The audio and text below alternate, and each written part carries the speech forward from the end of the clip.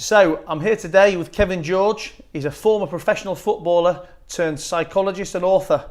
Kevin now works with top level athletes, sports teams, and he's recently released a best-selling book called Soccology. It analyses how multiple factors can decide the outcome of performance from today's footballing elite. So hi Kevin, thanks a lot for coming. Looking forward to hearing more about that later. But tell me, just to get us going, describe your career to me in under 60 seconds. Yeah, sure. Started off as a young pro footballer. I was at West Ham and then Charlton. And then after football, I went into studying around psychotherapy and creating a human performance program. So that's helping people in different spaces, education, prisons and professional football. And then that led on to me creating, or should I say writing, a book called Soccology in June 2018. Became an Amazon #1 bestseller, and now it's just been acquired by publishers. So now I've given the rights over for it to be published across the globe. Tell me, what would you say the best decision you've made is? It's the decision that I repeatedly make, which is not to settle. I was in school and the teachers were saying, pick your subjects because this is, going to be linked to what you do in your future. And I was thinking, I ain't doing no 9 to 5. So I didn't settle and I hustled, and I hustled my way into football because I lied. I researched where clubs trained. I literally lied and said I got scouted. I was literally just saying, this is the life that's kind of mapped out for me, which everybody else has.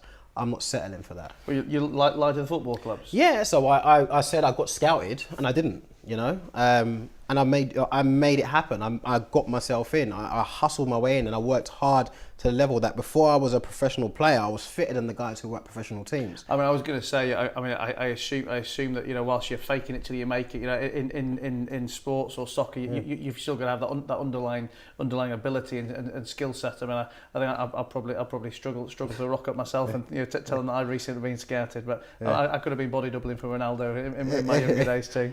But then saying that, one of my friends, it's funny, I take it as a compliment. He goes, "You used to be rubbish." That's what he said about me, and I take it as a compliment because I wanted it so bad that I made myself good. Like, I wanted to be a footballer. Nothing, it was non-negotiable. So going back to what you were saying about, the word, it's almost like never settling. And when I came out of football, okay, I did the TV stuff. It was all right. It was, people love it because of the attention. I didn't care about that. It was like, okay, I'm just doing it, making money until I found my next passion.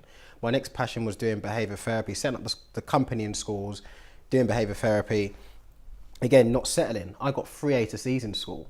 Who am I to set up behaviour therapy in schools and advise teachers how to teach and head teachers how to run their school? And then the same thing now with Soccology, me writing a book and but just on that, so I guess I can understand a bit more, and the guys watching this can understand too. Just tell us a bit more about your existing business now. Not the book, but your business, how you get into schools or prisons, what it does, and also it'd be great to hear, I guess, as well how not settling applies to that. Now, what are your goals? What are your next steps?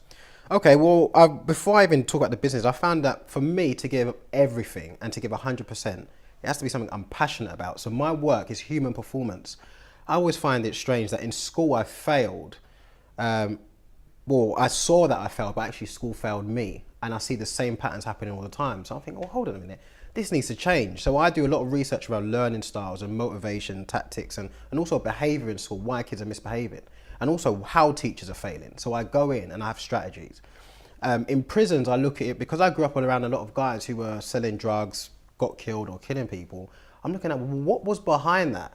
What were the things? And yes, I've studied psychotherapy and I see that, but actually there's the other elements as well. So when I'm working in the prisons or working in the alternative provision schools that pretty much set kids up to go prison, I'm delivering strategies, whether it be through teaching, so working with the staff, also just kind of raising self-esteem in different ways. It could be traditional therapy, it could be stuff around helping them set up businesses, because those are different confidence boosters in different ways. And in the football clubs, I do those as well, but I also do the other stuff around banter. That is massive in football, but also for good reasons, but also for crippling reasons too.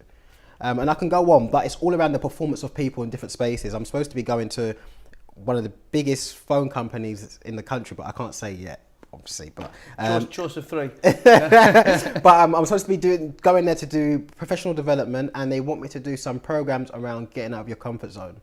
So it's about helping people perform at their best, personally and professionally. That's what I do. So one of the questions I always like to ask people is what's one of the scariest moments in your life? I mean, obviously we talk about getting out of your comfort zone. Any stories for us? Um, I'm always scared, and I love it. For me, if it doesn't scare me, it's just pointless. It's a waste of time. Like I said to you before, I lied. I was going to football clubs and lying. Being a kid, going to West Ham from South London, going all the way to Chadwell Heath, not knowing that one, my lie is going to be convincing, and two, they might send me packing. I'm pooing myself. But at the end of the day, look what I achieved from it. You know, going into schools, advising schools on how to run. And I said, I had 3 A to C's and I'm doing that. So it was always that step. And before I did that, my ex-girlfriend, funny enough, her mum was a teacher. And I literally studied files like that, LCP files, which have lesson plans in it. Because I thought, okay, I know how to engage. I know how to make things fun, but I don't know structure. And I was scared, but I've studied it. And again, I grew a business from it. So I'm always scared, and I will always continue to be scared. But as you say, you're always going to continue to be scared. But I was going to ask you. I mean, you're doing that. You know, I guess doing those lies and that hustle and stuff time and again. Do you not find it easier next time? I mean, do you still have that same level of scaredness as the first time, or is it just because you're pushing the boundaries of how much you can take the piss? You don't get used to it, because I feel like if it doesn't scare me, so if it's something that I'm kind of used to, I'm not going to go to it, you know. Even just going back to me saying I set up the business in schools, I got too comfortable and I didn't like that.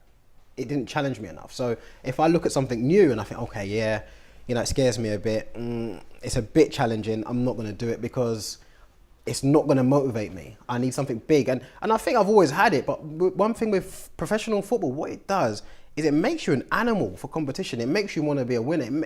It makes you want to step up for that challenge. You know, it's like players always wanted to play for the top teams and wanting to win. In a way, off the pitch, I'm playing football still.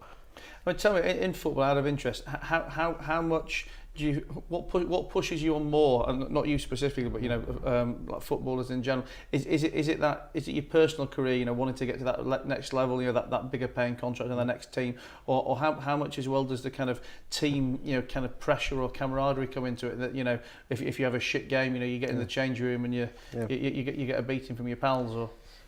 I mean, everyone's different. I think, yes, money matters.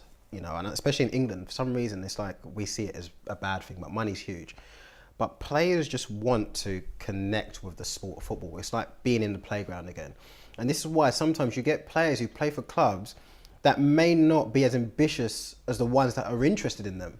But the way that the club has, or the manager's values and beliefs align with theirs, they just stick with it. Because that's what it's about. It's what football does. It's why the fans go crazy. It's why you've got guys playing Sunday League in the rain. It's about that connection with the sport. And professional athletes are exactly the same. You know, I'm an Arsenal fan. There's loads of guys who had, you know, they eventually left anyway. But the only reason why they stayed for as long as they did, they had a manager who played the way that connected with their values and beliefs. And that's key. Cool. So tell me, best piece of advice you've ever been given? Can I give you two? Of course you can. Okay, so one, Eddie Youds, he was a centre-back at Charlton at the time. He said, whenever football gets you down, remember you finish at 1 o'clock. He goes, that's the best job in the world. Two was one of my mentors, Steve Payne. He says, trust your unconscious. So those are the two best ones. Cool. And tell me, future plans? Looking to do a documentary in 2019. So I've done the book. Is this a documentary off the back of the book? Yeah. I want to bring the book to life. Not everybody reads. And actually, just tell us a bit more about the book. Okay, so the book is the psycho and emotional elements of football, and it's about educating people in football. So I go to all the Premier League teams. I do work from under 10 all the way up, staff and parents. I find myself always repeating myself, and also not even just in the case of people that you'd think, as I said, the young ones, but also the old ones. Players who have played in the Premier League for many years. I didn't make any appearances in the Premier League. Or people who are seen as legends in the game that don't really know about the game. So I thought, okay, I'm going to do in-depth research and I'm going to pull on the stories of footballers across generations. So I've done research in terms of, I've got people to contribute like Fabian Delph, Gail Clichy, Quinton Fortune, Wesley Hoyt, Bart Ramselaar. So these are guys from all around the world. And I've got previous generations like Gary Stevens, who played for England and Spurs. I've got the next generation who play like at Man United, Italian internationals. So what I wanted to do is give you a rounded view of the game, but then move to the side and show you actually, these are humans. So when we look at football, I'm looking at the intellect of a player, how you have to be intelligent to be a footballer. You know, you have to be, and I break that down. And then I look at the other side, the mental health. There's massive problems in football around mental health, around mental illness. But also, there are players who are exercising well-being to a very high standard. You've got Leo McKenzie in the book talking about trying to commit suicide. You've got Gail Clichy talking about meditation and living wellness. And that's a pet peeve of mine, because I feel that when we talk about mental health, we always talk about illness. And we're doing a miseducation across the world, especially in this country. You know, it's always speak out. If you've got a problem, you hear anxiety, depression. And I feel that we're not educating people on mental health. So that was massive for me. And then the chapter that I was attached to the most was around how football targets vulnerable areas or vulnerable people, which is great because it gives them a lifestyle that they might not have. But at the same time, they don't look after them. And so in that same chapter, you've got players who have been in gangs, who speak about where they've come from. And I also just highlight that there's no care for them, there's no understanding. So we want that bravery and that courage. Like when you look at the top footballers, Rooney, street footballer, Van Persie, street footballer, he was knocking players out on the pitch at Feyenoord. And thankfully they grew up and grew out of it and self-educated and maybe had support. But when we look at some of the others, they needed more guidance. They never got it in football clubs because football's way of managing it was basically, pull your socks up, you're lucky to be here, I'm going to give you one more chance. And I always thought that's not the right way to do it, because if you fail, imagine this, if you keep failing in your life, why would I give you another chance? Because you've already shown me that you are struggling. You know, this is a relationship. So if I offer you a contract, we're doing this together. But in football, for some reason, they still think, oh, I'm going to give you a chance, and then I'm going to throw it in your face if it doesn't work out. So I did loads of research, not only in football, but I actually drew on Venus and Serena Williams and Mike Tyson's story, because his is the perfect story for attachment, and how actually if you give someone that place of safety, you can propel them to anything, even being world champion like him. And then, sorry. I was going to just say, tell me, how hard did you find it to get the involvement with the players, and you know, once you got the involvement to get them to open up and talk honestly? I mean, obviously you've got the football background, the football connection, but you know, you've got some big names in there. You know, were these people that you knew personally, or was it quite a struggle to get people's engagement? It was a bit of both, but funnily enough, the players I didn't know were the ones who stepped forward more. I think the ones who I knew, they probably think, oh yeah, it's just Kev, he's doing a book. They probably knew I was doing the book, but they didn't realise it was going to be as big. And so some of them, a lot of them aren't even in the book. And then sometimes it's connection. So I know someone and they've done the connection for me. I'm trying to think of how that's worked out. But yeah, and most of them is players I didn't know, and sometimes it's people I've just reached out to. So I've got Professor Jocelyn Faubert, who created something called NeuroTracker, which develops decision making, which is the most important skill in football. And I didn't know Prof before, but I reached out to him, to his people, and now we're good friends and we're collaborating on different projects. Cool. So I got a question, but I always like to ask people if I was to give you a loan or an investment, or you know, fund a new business for you that has to be in a different sector to what you're already doing now. Yeah. You know, what would that be? I mean, obviously you've got a very clear plans. You know, very grown business already. But if you had to pack it all in today and start something fresh tomorrow, how are we going to make our millions together? That's tough. Do you know what? I can't do something I'm not passionate about. So obviously my work is about working tell people. Me, because you know, this is something I always like to talk about with people as well. I mean, look, unquestionably, it's so much easier to go to work in the morning if you're working on a job or a project that you're passionate about. But can you get yourself passionate just for the sheer task of making money? You've got a wife, you've got a family, etc. You need to put food on the table. You're not passionate about that specific job or project. Yeah. Can you not fire yourself up to earn the money? No, but I wish I was. For me, it would always be around helping people. So everything I've done after push football and the TV stuff aside, everything, working in the prison, working in the football clubs, working in education. And in a way, I've got an extra attachment to it because education failed me. I feel that football failed me. I feel that society's failed. Luckily, I had a good family unit. So when I do the stuff around the prisons, that's not really to do with me, but the people I grew up around. Like before I went to work in prison, I knew I'd see someone that I knew in there, and I did. And actually in my class, someone came in. A former footballer came in, funnily enough, at my club. That's madness. So it's like my heart has to be attached to it because money's not enough of a motivator for me, because I'll be there and I won't put everything in, and I've got too much pride for my work. I've achieved a lot, and it's like I don't want to be showing off and telling people, but I have so much pride because in any area, for example, in school, I say I had 3 A to C's when I left secondary school.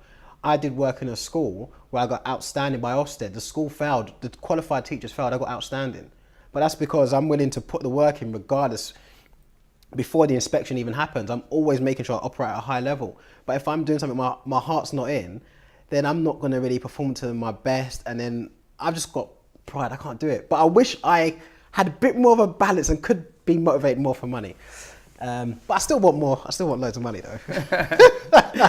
So tell me, how would you like to be remembered? And quite more specifically, if that was to be written on your tombstone, you've got to engrave your own tombstone, what's it going to say? Someone who always did what's right even when it was wrong. Yeah. Cool. I like it. Well, listen, Kevin, it's been great having you here. Thanks a lot. Fantastic stories. I'm sure the guys at home, love to hear about the sport, the book, and Soccology. Make sure you go and get it. It's going to be a next bestseller. Yep. Thanks a lot, Kevin. Pleasure. Nice.